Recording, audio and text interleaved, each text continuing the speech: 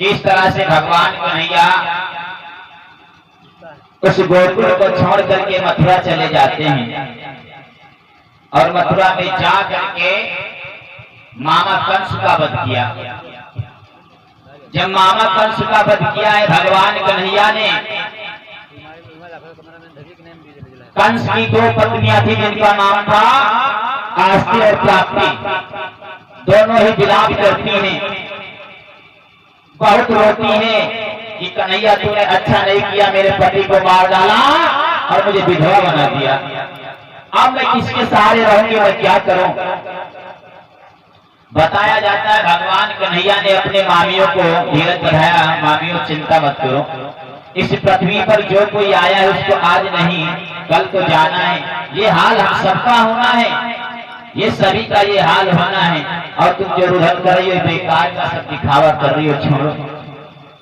मामियों को धीरज बढ़ाने के बाद में आस्ती और प्राप्ति अपने पिता जरासंध के पास चली जाती हैं। भगवान कन्हैया ने सबसे पहले अपने माता पिता को कारागार से बाहर निकाला, नाना उग्रसेन को बाहर निकाला और मथुरा का राजा अपने नाना उग्रसेन को फिर से बना दिया।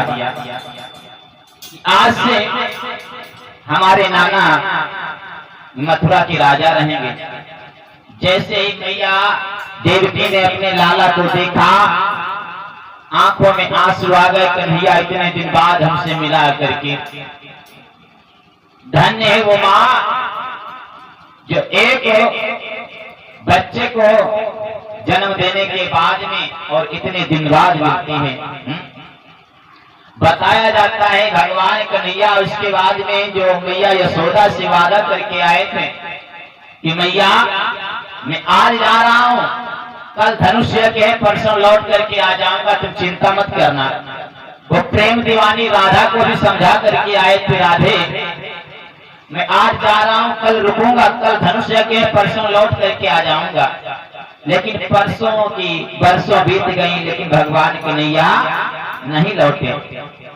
आज गोपिकाओं से वादा करके आए कि मैं परसों लौट करके आ जाऊंगा, लेकिन भगवान कन्हैया को मथुरा में आए हुए 6 वर्ष 4 महीना 3 दिन व्यतीत हो जाते हैं, लेकिन राधा की कोई खबर नहीं ली।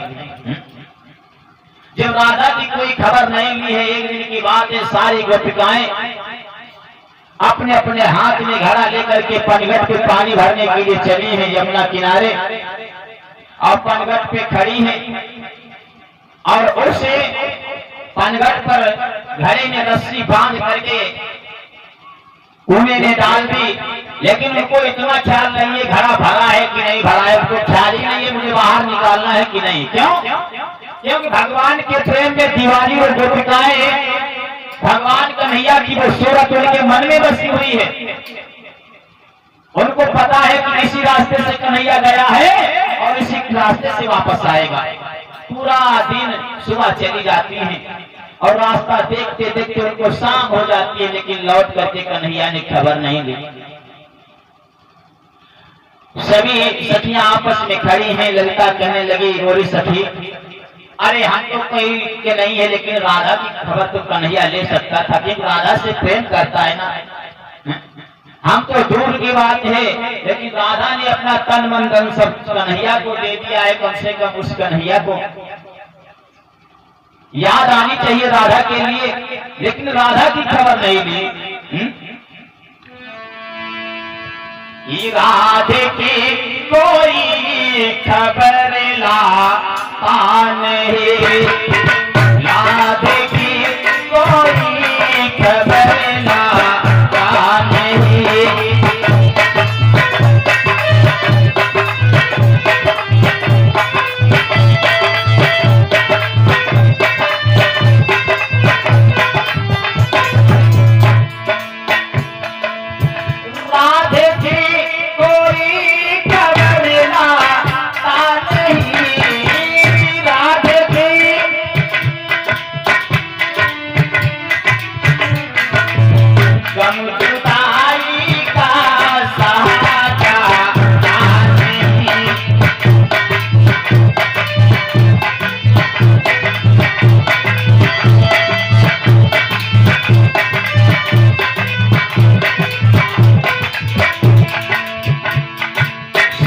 से भी आपस में बातें कर रही, हमारी बात छोड़ो, कम से कम राधे की तो खबर ले सकता था।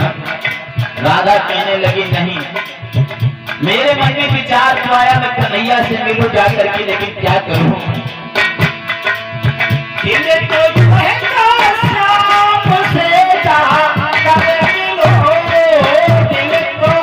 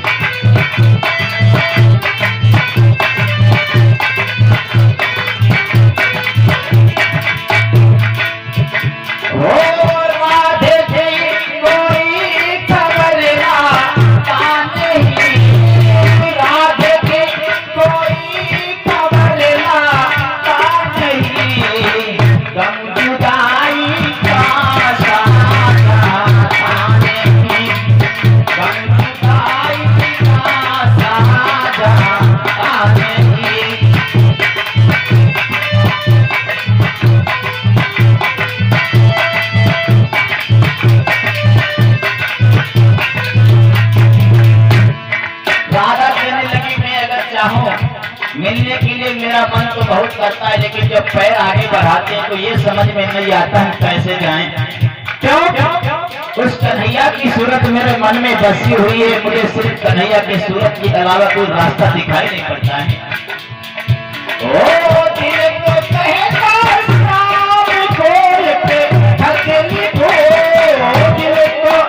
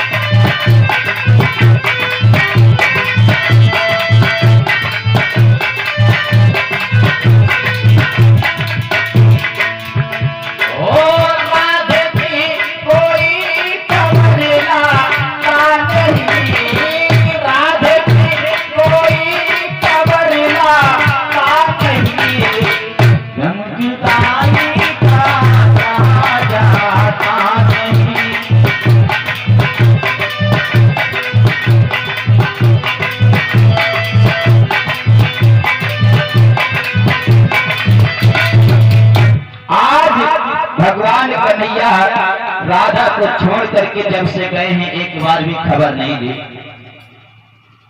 राधा परेशान है कि मेरा मन तो होता है शाम को एक खत लिखूं, उनसे जा करके मिलूं, लेकिन ये समझ में नहीं आता मैं कैसे खत लिखूं, कैसे जा करके मिलूं। बहुत परेशान है। सुबह चली आती है पनघट पर सखियों के साथ में, पूरा दिन खड़ी हो जाती है, पनघट पे रास्ता देखती रहती है, जिधर कन्हैया गया है मथुरा की ओर निहार करके देखती रहती है, लेकिन राधा की खबर नहीं दी। एक दिन की बात है, भगवान कन्हैया अपने शयन कक्ष में बैठे थे और अचानक भगवान कन्हैया को अपनी मैया यशोदा की याद आ गई। जैसे ही भगवान कन्हैया को अपने मैया यशोदा की याद आई तो उनकी आंखों से आंसू की धारा निकली। इनके एक परम मित्र थे जिनका नाम था उद्धव। इन्होंने जैसे ही देखा कहने लगे, प्रभु आप सारे संसार के आंसू पोंछते हैं, फिर आपकी आंखों में ये आंसू, इसका मतलब क्या है? कोई कष्ट है प्रभु? आप तो पालनहार हैं, जगत के रचयिता हैं, आपके ऊपर कोई कष्ट क्या बात है प्रभु, बताओ ना। भगवान श्री कृष्ण कहने लगे, नहीं उद्धव हमें कोई कष्ट नहीं, मुझे मैया की याद आ गई थी। प्रभु मैया की? अरे मैंने तो ये सुना है संसार में कोई किसी का नहीं है, फिर आपकी माँ। भगवान कन्हैया कहने लगे, तुम नहीं समझोगे। याद रखना, उद्धव हमेशा यही सोच रहे थे कि भगवान कन्हैया से जितना मैं प्रेम करता हूं उतना कोई प्रेम नहीं करता है। भगवान कन्हैया से उद्धव कहने लगे, उद्धव, भगवान कन्हैया से उद्धव बोले, प्रभु एक बात बताओ, क्या आपको मैया की याद आ रही है? चलो कोई बात नहीं है, अगर हमारे लिए कोई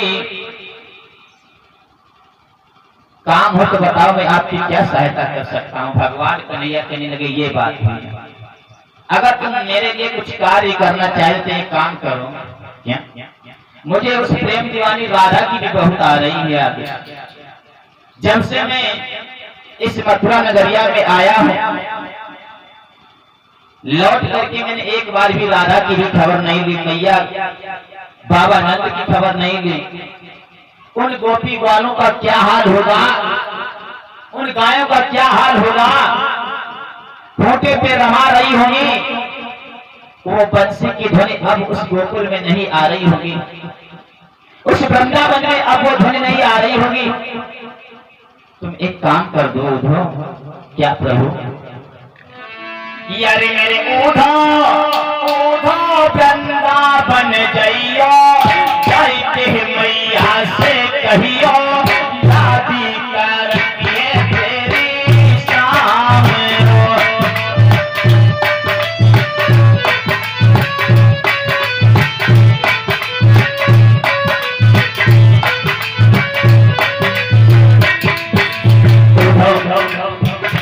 मुझे अपनी मैया यशोदा की याद आ रही, मेरा एक काम कर दो।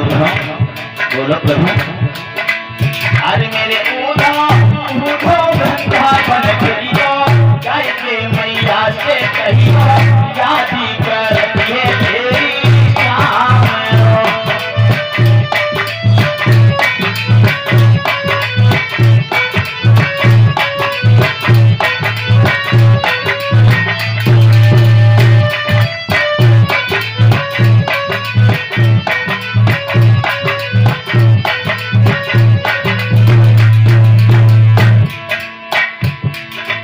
वो प्रेम दीवानी राधा, वो मैया यशोदा की याद मुझे आ रही है।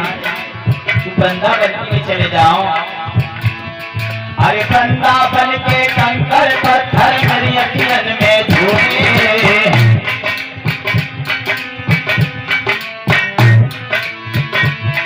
अरे वृंदावन के कंकर पत्थर मेरी अखियन में झूमे हो।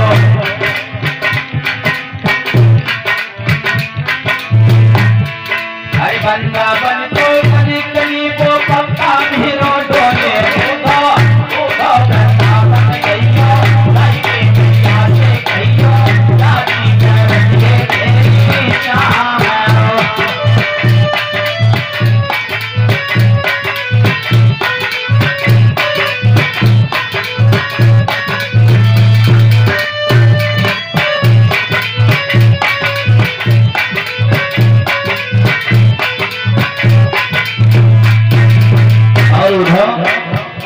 अरे गोपी बाल मात यशोदा की मोह को याद सतावे,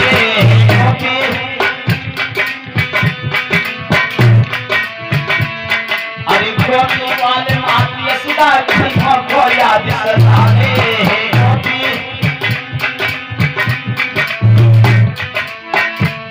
अरे करी करी याद अलवा भटके, अरे करी करी याद अलवा भटके,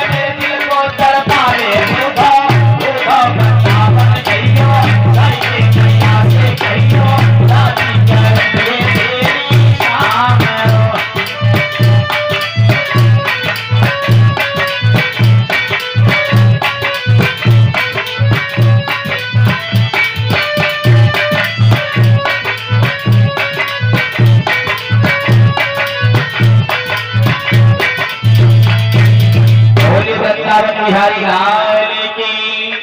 भगवान कन्हैया जैसे उद्धव को समझाने लगे, मुझे मैया की याद आ रही, उन गोपी वालों की याद आ रही है, कोई संदेश नहीं मिला। एक काम कर दो, मैं एक पत्र लिख करके तुम्हें दे रहा हूँ, जा करके मेरे मैया, मेरे बाबा और मेरी जो प्रेम दीवानी राधिका है उसको पत्र को दे करके उसको धीरज बढ़ा देना। जैसे ये बात कही उद्धव कहने लगे, प्रभु मैं चला तो जाऊंगा, वो वृंदावनवासी मुझे कैसे पहचानेंगे? मैं वहां क्या बोलूंगा जा करके? प्रभु आपको एक दो दिन नहीं, यहाँ कई वर्ष हो चुके हैं आते हुए। बताया जाता है भगवान कन्हैया जिस समय गोकुल को छोड़ करके मथुरा में आए थे, मथुरा में रहते रहते इनको 6 वर्ष 4 महीना 3 दिन व्यतीत हो जाते हैं, लेकिन कोई खबर नहीं ली अपनी मैया की, ना तो कोई राधा की खबर नहीं। उद्धव कहने लगे प्रभु हम कैसे जाएं? भगवान कहने लगे तुम चिंता मत करो, अपने गले का पीतांबर उतार करके भगवान कन्हैया ने उद्धव के गले में डाल दिया। उद्धव जिस समय तुम वृंदावन को जाओगे और जैसे ही वहां वृंदावनवासी तुमको देखेंगे तुरंत पहचान जाएंगे, तुम चिंता मत करो।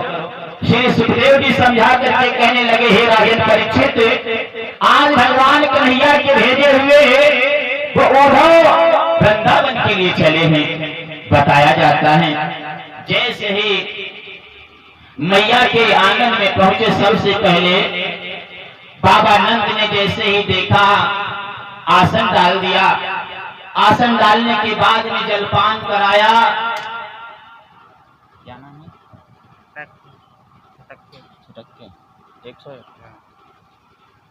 और हमारे छटक्के भैया जी की तरफ से भगवान की कथा में 101 रुपए का दान हुआ।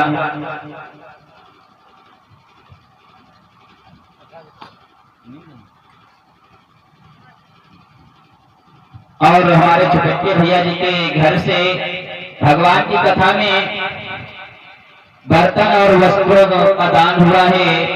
प्रभु से प्रार्थना करूंगा भक्तों का हाथ सदैव ऐसे ही धर्म की ओर बढ़ता रहे, राधे राधे कृपा की दृष्टि बरसाए रखें।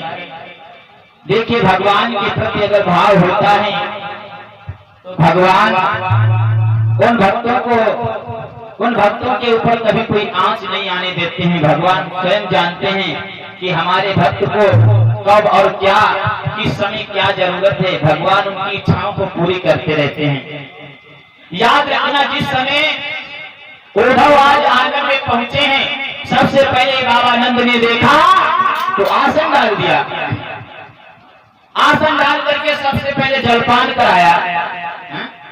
याद रखना अगर अपने घर में कोई रिश्तेदार आ जाए, कोई अतिथि आ जाए अचानक, अतिथि का मतलब होता है अचानक आ जाए, कोई रिश्तेदार आए तो सबसे पहले उसको आसन पे बिठाओ और उसे जलपान कराओ। पता नहीं बेचारा कितनी दूर से कहां से चल करके आया होगा, लेकिन हमारी माताएं बहनें बहुत बड़ी गलती कर देती हैं। कहती हैं घर में मिठाई नहीं है, चावल नहीं है तो क्या करें, जलपान कहां से कराएं? अरे नल तो घर में लगा है, एक गिलास पानी ला करके उसको दे दोगे क्या छोटी पड़ जाओगे? भले ही दूसरे का रिश्तेदार हो, लेकिन पता लगा भैया आए घर से, हारे थके जेठ का महीना, पानी पूछा नहीं और उन्होंने बता दिया कि मम्मी दादी चली गई। और जैसे दादी खबर सुनी वो रोने पीटने में लगी रही है, भैया पूरे दिन प्यासे रह गए।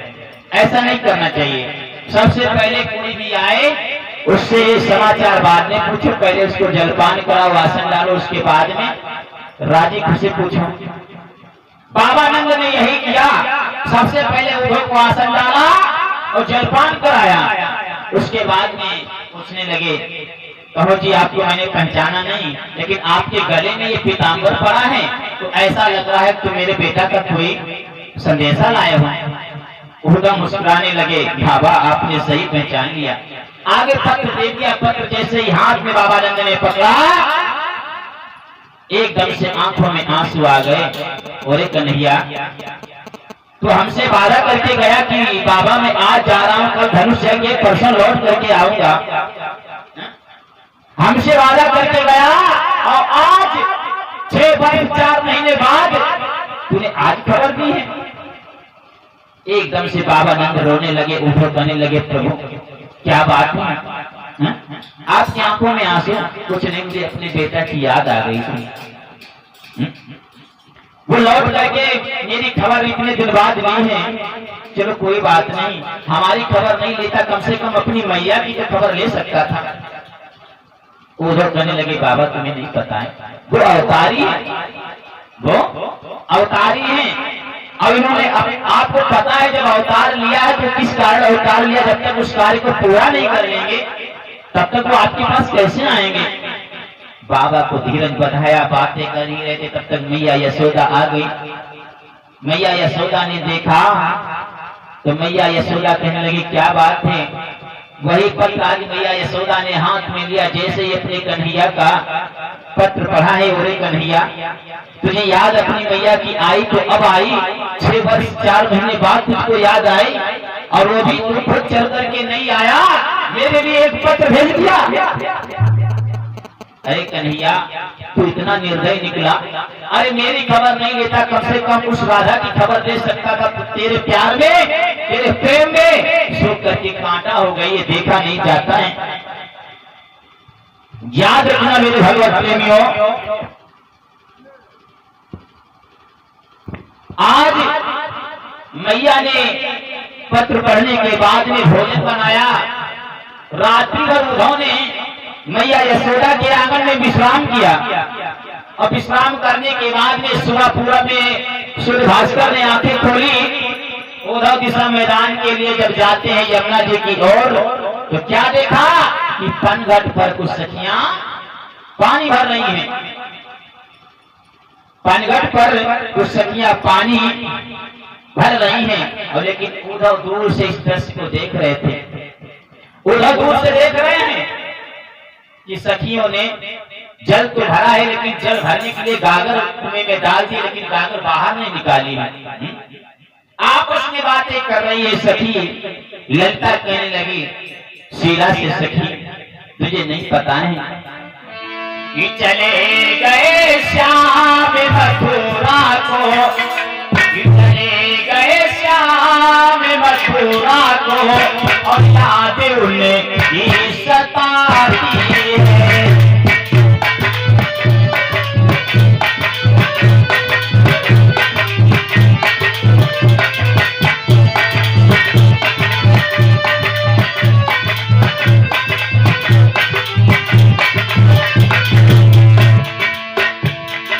चले गए श्याम मथुरा को, और याद उन्हें सताती है।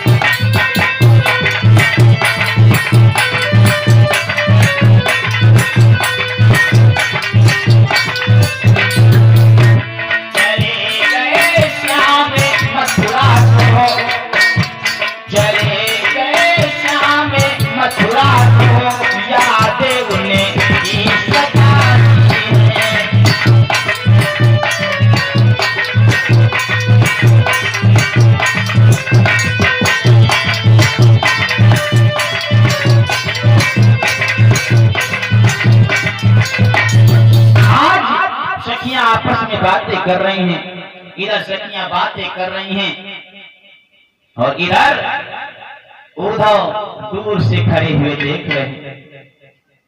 बहुत देर से देखते रहे, मन में सोचने लगे भगवान छोड़ करके तो चले गए, लेकिन इन गोपिकाओं के दिल से अभी कन्हैया का प्रेम निकला नहीं है, क्योंकि अगर इनका प्रेम निकल गया होता तो कब की यहाँ से चली जाती। इस पनघट पर पानी भरने के लिए आई, हमें कोई ये नहीं दिखा रहा है कि कोई पानी भर रहा है, सबकी सब रस्सी पकड़ करके खड़ी हैं, आपस में बातें कर रहे हैं, सब उदास हैं। उद्धव धीरे धीरे आगे बढ़े, जैसे आगे बढ़े हैं सखियों ने दूर से देखा कि उद्धव के गले में कन्हैया का पीतांबर जैसे ही देखा है तो सखियां आपस में बातें कर रही हैं, राधा हमें लगता है कि कन्हैया वापस आ रहा है। दूर से वो पीतांबर देखा, चमकता हुआ पीतांबर मनमोहन का उद्धव के गले में। सखियां कहने लगी राधा कन्हैया वापस आ रहा है, जैसे तैसे उद्धव पास में आए, एकदम से राधा ने देखा तुम कौन हो? अरे तुम्हारे गले में ये पीतांबर, क्या संदेश देना चाहते हो तुम? हमें तो ये लग रहा है कि ये पीतांबर तुमने कन्हैया का कोई चोरी करके लाए हो। उद्धव कहने लगे ऐसी बात नहीं है, ये पीतांबर कन्हैया का है, लेकिन हमें कन्हैया ने भेजा है, कन्हैया ने भेजा। अब तुम यहाँ क्या करने के लिए आए? अरे वो छलिया जो परसों का वादा करके गया, परसों बीत गई, लौट करके मेरी खबर नहीं ली, और उसने तुम्हारे हाथ संदेश भेज दिया। क्या संदेश देना चाहते हो बोलो? यही कि कन्हैया परसों आ जाएगा। उद्धव तुम बहुत भोले हो, तुम नहीं समझोगे। अरे ये राधा के दिल पे क्या बीत रही है तुम्हें नहीं पता है। उद्धव कहने लगी राधे मैं समझता हूं, कन्हैया ने तुम्हें धोखा दिया है, लेकिन धोखा नहीं है। कन्हैया अवश्य तुमसे आकर के मिलेगा, लेकिन सब्र रखो, वो अभी नहीं आ सकते। जिस कार्य के लिए वो वहां रुके हुए हैं, और जब तक उनका कार्य पूरा नहीं हो जाता वो तुम्हारे पास क्या मैया यशोदा के पास भी नहीं जाएंगे। राधा कहने लगी ना आए, जैसे तैसे जो बची हुई जिंदगानी है वो भी कट जाएगी। आगे बढ़ करके उन्होंने जैसे ही पत्र दिया, और पत्र को जैसे ही पढ़ा है तो राधे की आंखों से आंसू निकलने लगे कि आज बन की लागी झरी, और राधा यमुना पे रोवे झरी। आज बन की लागी झरी, और राधा यमुना पे रोवे झरी।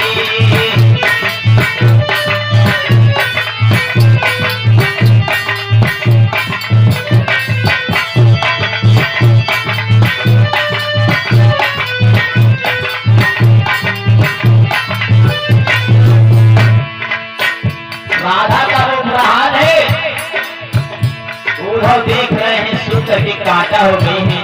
अब वहां का वातावरण, अरे पशु पक्षी भी घबरा गए, फूल बगिया में फूले नहीं। पशु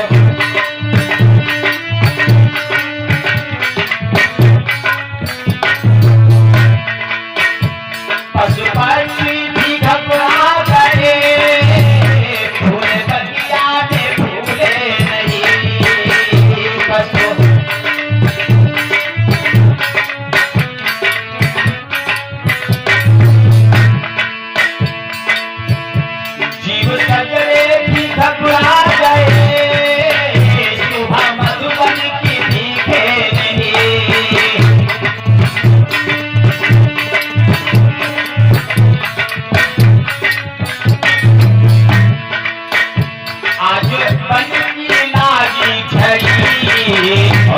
राधा